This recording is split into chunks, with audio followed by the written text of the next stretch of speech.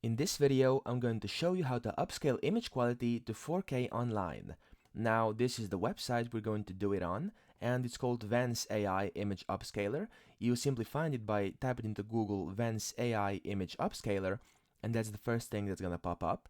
Now, you can upload your image down here, or drag and drop your file. Now I'm gonna upload it, and the image I chose is an image of cats for this instance, and let me show you how this looks like. Now this image of cats, as you can see, is not very good quality. If you zoom in, it's kind of blurry and messy, and we're going to fix that right now. So, as you can see, there's multiple options in here, and if you want to upscale to 4K, you simply press 4K here on the right. Now, then you press Start to Process, and the image is going to start processing.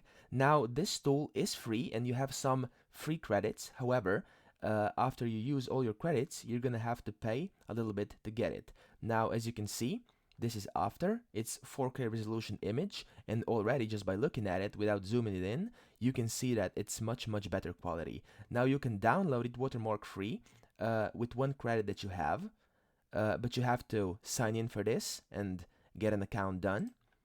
Now, let's put it to 400 here, and you can see that there's a comparison.